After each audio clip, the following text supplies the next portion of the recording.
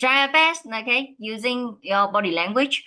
Don't skip any ending sounds. Make your intonation become more natural, and that's it. Okay. Yes, and just try best to pronounce very how can I say very clearly for me, obviously for me. Okay, so now let's talk about ambitions and personal goals. Okay, do you set long-term goals for yourself?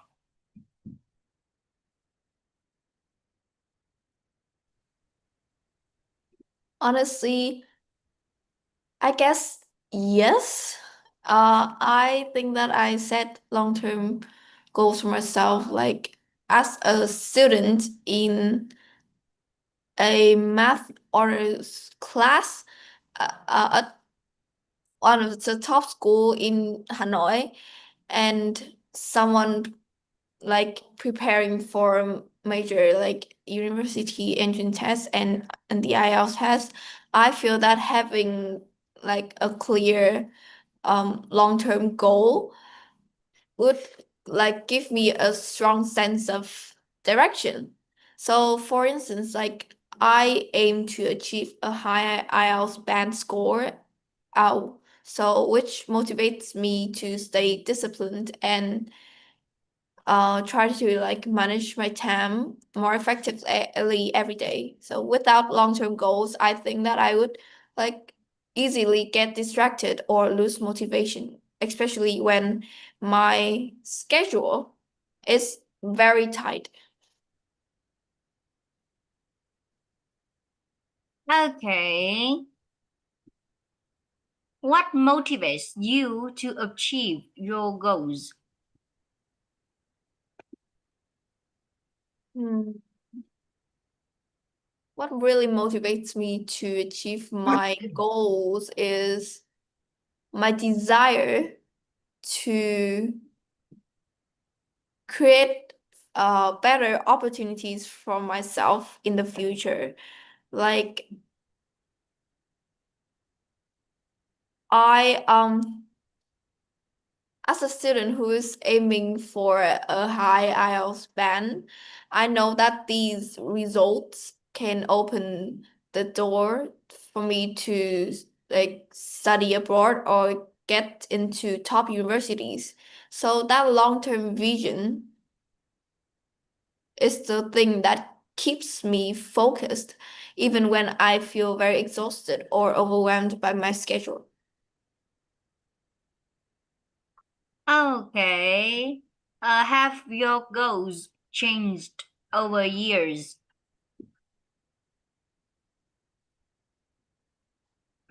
Uh, I guess yes. My goals have definitely changed over the years. When I was younger, my goals were just quite simple and like short term, such as getting good grades or like being one of the top students in my class. But at that time, I didn't really think much about the future. I just wanted to perform well at the present, academically, and make my teachers and my parents proud. However, as I've grown older, I, my goals have become much more like specific and long term. So, for instance, instead of aiming for good grades, I now set clear goals, targets like achieving um, high IELTS band score or get into top universities. So I also think more seriously about studying abroad or just choose a major related to my hobbies in Vietnam. Yes. Okay, let's talk about rules and regulations. Yes. Mm, what rules did you dislike when you were a child?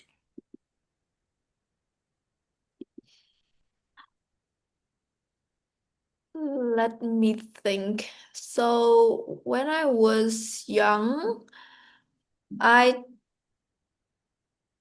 literally just like rules that limited my freedom, especially those related to screen time. Uh, as you already know, every children love playing games, video games, and watch like animations. So limited screen time is like a nightmare for me. So my parents only allowed me to use the computer for a short period each day, like 30 minutes a day. So at that time, I felt it was really unfair because I just wanted to play games or watch videos longer, like some of my friends did. So another rule that I didn't like was going to bed early, even during weekends. As a child, I thought that staying up late felt more exciting, and I didn't really understand why sleep was so important. But however, looking back now, I realize that those rules are were actually beneficial for me. They helped me to develop my discipline and healthier habits. So which are very important for me now. Yes. Do you think people obey rules more strictly than before? I didn't catch that. Can you repeat the question for me, I mean, please? may you, right? Okay. May Do you you think, yeah, do you think people obey rules more strictly than before? uh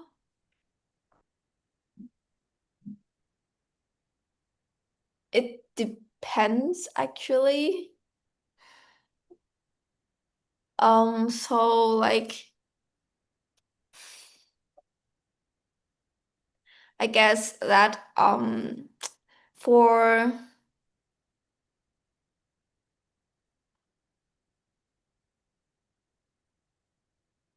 tự con đang chưa hiểu lớp nghĩa của câu hỏi. So you should, how can you react from me? Because it's like a speaking test. Okay, yeah. So for children right now, I No, think that to be they honest, Hang, let me tell you. You can ask me to, for example, I think that I may understand this kind of question in another way that may not match your idea. So may you paraphrase for me the question? You can ask me like that. oh Yeah, you can ask the examiner like that, and they will feel very freely to give you the paraphrase version. Okay. okay. Yes, okay. So you know the word obey mean tuân lệnh nghe lời, right? Yes. Okay. So my question is that, from your opinion, do you think that people nowadays they obey or they follow the rules, the regulations more strictly than before? Strictly, we have the word strictly, nghiêm hơn, seriously, right? Okay. Yes. Okay. So I guess people nowadays both obey and sometimes ignore rules and regulations more than before. So it really depends on the type of rule and the context. Like many people today follow rules more strictly, especially in areas like traffic laws, workplace regulations, or public health guidelines. This because information spreads faster now through the internet and social media. So people are more aware of the consequences of breaking rules. Plus, there are more kind of stricter areas in the law now. Yeah. So, for instance, like in big cities, people are now forced to wear helmets when riding motorbikes and follow speed limits more carefully than they might have in the past because of the increased uh, awareness campaign. Yeah, so on the other hand, there are some other rules that people tend to break more often now, especially like some kind of informal and social rules. So with smartphones and social media, people would sometimes ignore the etiquette in the public spaces, like using phones loudly or cutting in line, which is kind of rude. So while formal laws might be followed more strictly, social norms can sometimes be ignored. Yeah. You haven't mentioned about technology, and I also have several questions with technology and privacy. But maybe I just ask you for one question. Okay. So, do you think technology makes people less private? That is an interesting question. So, from my point, I do think that technology makes people less private to some extent. Like, first of all, um, social media encourages people to share a lot of personal information online. So sometimes without fully realizing the consequences. Like many people post about their daily activities, relationships, and like even their location in real time on social media. So over time, this reduces the boundary between public and private life. Also, companies and apps collect a huge amount of user data, such as browsing history, some kind of personal preferences. Although this data is often used to improve the services, it still means that our information is constantly being tracked and analyzed by other people. So it's yeah, it make less people less private than before. But however, I also believe that technology itself is not entirely the problem. It depends on the people who use it. Like if users are aware of the privacy settings and careful about what they share, they can still maintain a reasonable level of privacy. So generally, technology can reduce privacy, but personal responsibility can also plays an important role in this. Yeah. Okay, so now let's continue. You're moving to speaking part two. I have several questions for you right here. Okay, so I send you via Zalo group. Okay, describe a time when you question a social norm or tradition.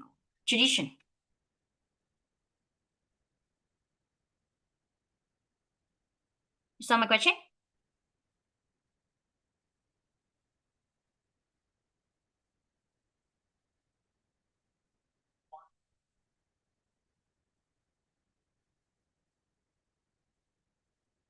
You saw it? 1 minute for you. Start from now.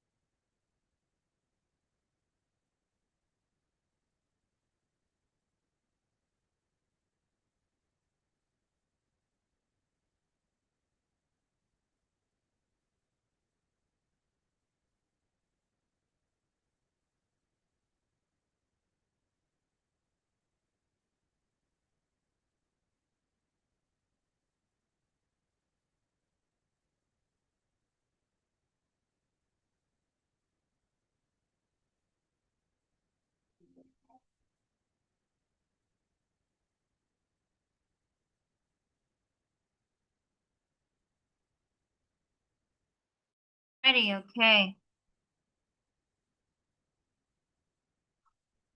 Now you have 2 minutes for you to make your own presentation. Okay, are you ready? So, 3, 2, 1, go.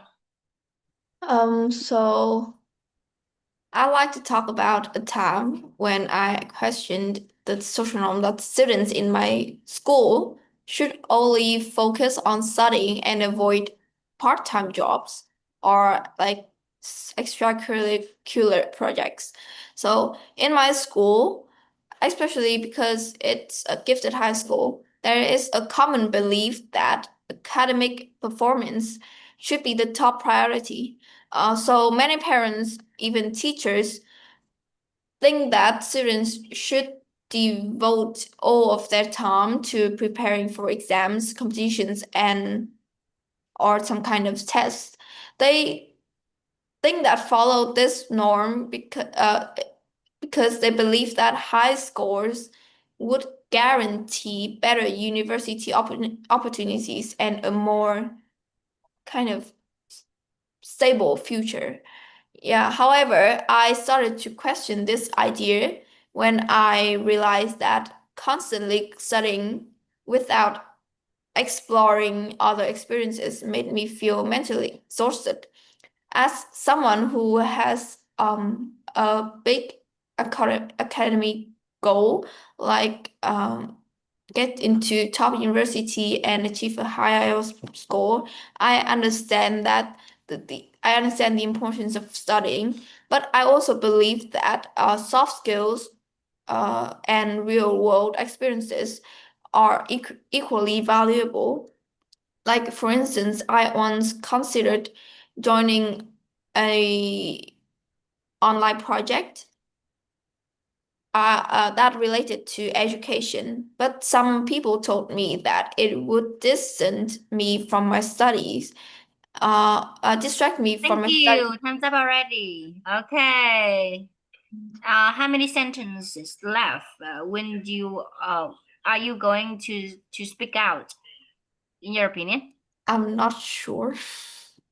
2 sentences or about 3 sentences? I don't know.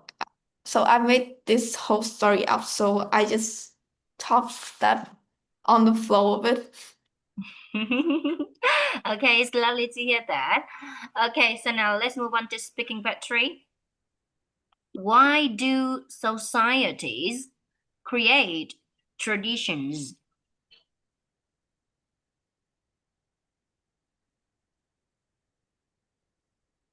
This is kind of an intricate one. So I think societies create traditions mainly to preserve their identity and strengthen social bonds. Um, I think that tradition act as a bridge between the past and the present. So it allows cultural values, beliefs, and custom passed down from one generation to another. So without traditions, a society might gradually lose its unique characteristics and become dissolved with other culture. Yeah. It is crucial to preserve traditions in modern cities. In modern society. Um, well, yes. Um, Preserving traditions are very important in nowadays because traditions create a sense of belonging. So when people celebrate festivals, follow rituals, or observe shared customs, they they feel connected to something larger than themselves. And for instance, like national holidays or family gatherings often reinforce emotional ties and collective memory. Yeah. Okay. How can societies balance progress and cultural identity?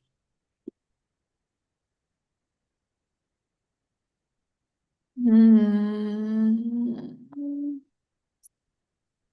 I think that societies can balance progress and cultural identity by modernizing selectively rather than abandoning traditions completely.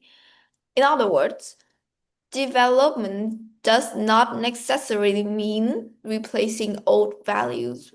It can mean adapting them to fit the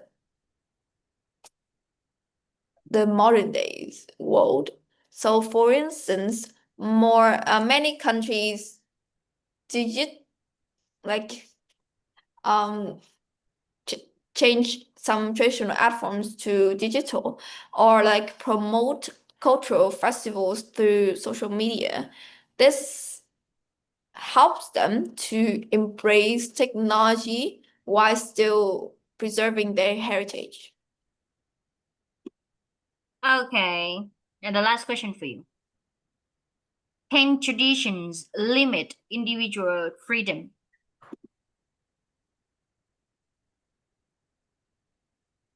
Hmm. I guess yes.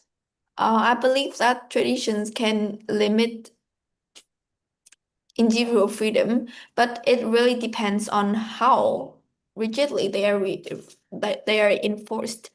So certain traditions create social expectations that pressure individuals to behave in a specific ways.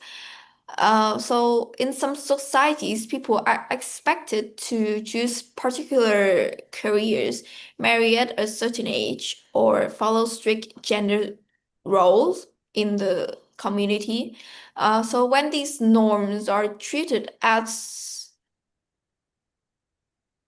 regulations rather than choices, they can restrict the personal autonomy and self-expression. So because of this, individuals may feel guilty or judged if they decide to pursue a different path from the norms. Yeah. Okay, so thank you. That's all for our speaking test. How do you think about the difficult challenge, no, the difficulty of the IELTS speaking test so far? I hate this topic. Why? Oh my God. Okay, so please be on something that I have asked you, and also I will give you a version of some question that I have prepared. Try best to you can combine with ChatGPT to find for you some kind of vocabulary, okay, and also the way for you to answer a question. We need to do it because I don't know, maybe they ask you about culture or identity, and it will be a good tool for you to improve your speaking for the next time. Okay? Yes. Okay. So first of all, for the thing that you have shown me, to be honest, one of the I could say most obvious errors that I can see is the way you define the verb for the subject. I mean, subject verb agreements.